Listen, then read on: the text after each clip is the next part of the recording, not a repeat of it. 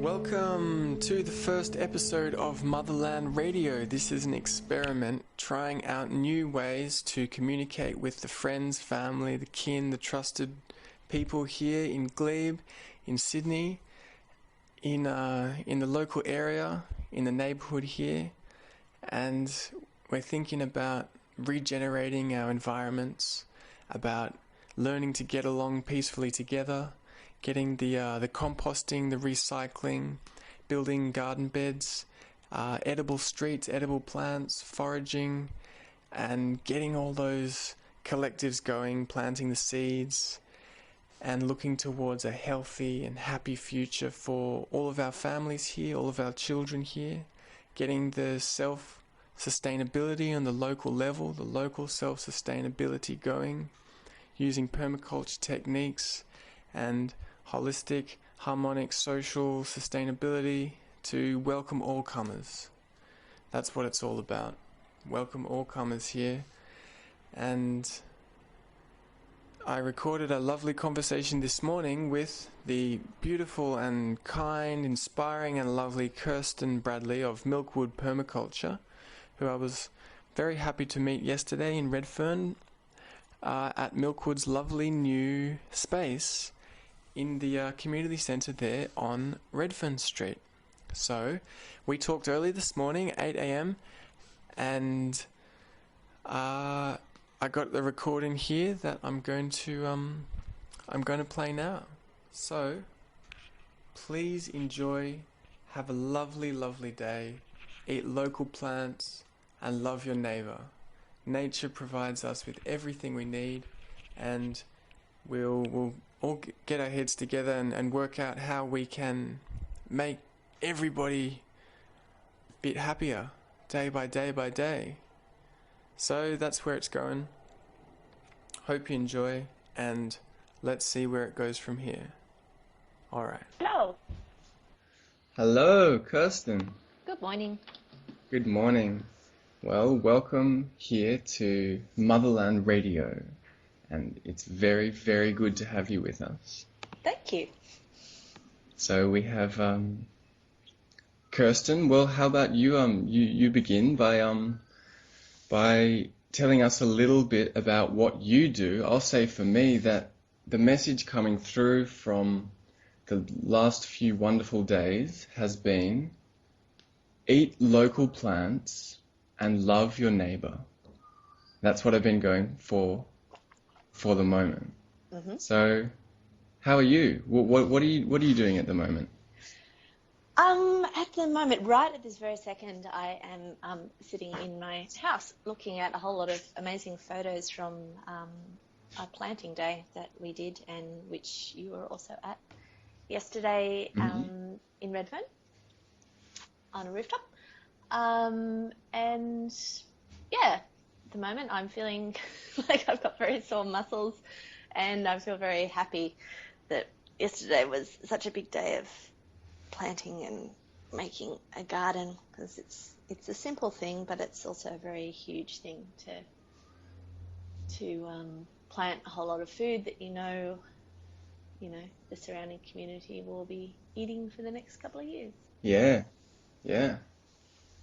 It was a wonderful day, and I'm a bit the same. It's just good to have a rest and let everything recuperate after that. Drink a bit of tea, yeah, balancing things up. Yeah. Good. So what is it? How about we try and paint for the listeners now, sort of what that space is. All right. Do the picture in your mind, viewers. Yeah, there you go. Okay, so the rooftop space we're planting yesterday is on the top of a Sydney Council-owned building at 107 Redfern Street, Redfern, in the middle of Sydney.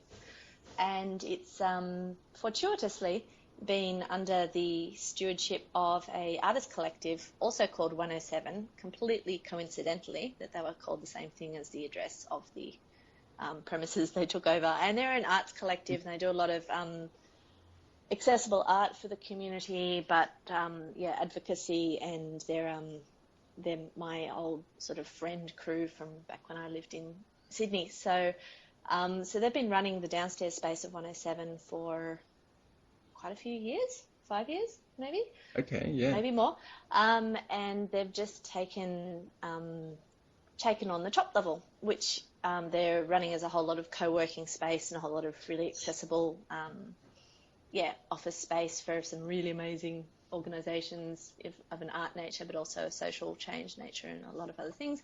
And, long story short, there's this garden space that is 400 square metres, I think, something like that, which was previously had some sort of garden in it, but it sort of, it had not been tended for very many years, so the council ripped it all out and brought that outside space back to zero, and we took on the challenge of making a urban permaculture garden on this rooftop with some fairly really interesting parameters in terms of it was a waterproofed the floor is waterproofed, so we couldn't drill anything into it. We had everything sort of had to be sort of temporary yet permanent, because it's a community space. So everything has to be very strong and very robust, so that little kids can climb all over it and nothing bad happens. And it's an exposed space, but it's also quite sheltered. And it had a couple of challenges to figure out how to design and plant a really abundant garden there. But thanks to our crew and friends and people like Fresh Landscapes, who are this amazing permaculture landscaping design crew from down south, who came in and helped us with the design. It's got all these sort of curved vegetable beds which have gabion walls made out of recycled bricks and topped with recycled timber from our former farm's sheep yards, which is all this beautiful timber we were keeping to make a deck one day on our tiny house. But anyway, now it's in Redfern. Beautiful. That timber is just, it brings a really nice feel to the place, I got to say, yeah. Yeah, it sort of softens it up. And we've planted a whole lot of willows into submersible water pots, so they're creating a sort of leafy green arc over the especially sunshiny part of the space. And we've got water tanks and we've got aquaponics and yesterday we planted the heck out of it. And those willows were something that they're really something to see, because that's just boughs big cuttings, like really big cuttings, a whole bough that are now all leafing and sprouting again to give us that leafy cover. Yeah, our initial plan was to pleach them, which is a little bit like grafting. That's when you connect trees together to make really strong sort of arch structures. But we might just be able to let them do their leafy, branchy thing, and maybe they might be fine as is. But which is really interesting, because willows are considered a weed species mostly in Australia, because they are really resilient and they don't take no for an answer. Obviously on a rooftop space they're not a risk to any of the surrounding suburban streets, which is great. So we can really use them for their advantages in a context where nobody's going to freak out because you've got willows in the picture type thing, which is great, because they are incredible plants. Yeah, strong trees. Yeah, I have been finding that I'm really loving finding good uses for these plants that are sometimes called weeds. I've been finding a lot of the little ones, of course, are quite edible and good to use like that. And I've been getting the idea just gently in with the sort of the bush care and native regeneration scene, that some of these plants, we can probably see them as for what they're useful for, as well as sort of like where they came from originally, or where it is like that. Yeah, I think there's a really big conversation around native bush regeneration and weeds that I'm personally not going to go into because it's a really big conversation. But it does remain to be said that a weed is simply a plant out of place, and the definition of a weed is cultural and situational.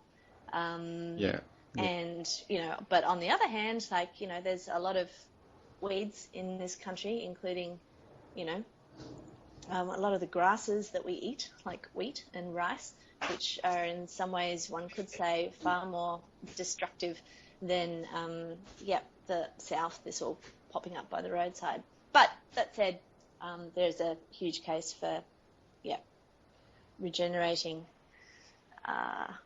bushland and areas without a whole lot of plants that aren't meant to be there.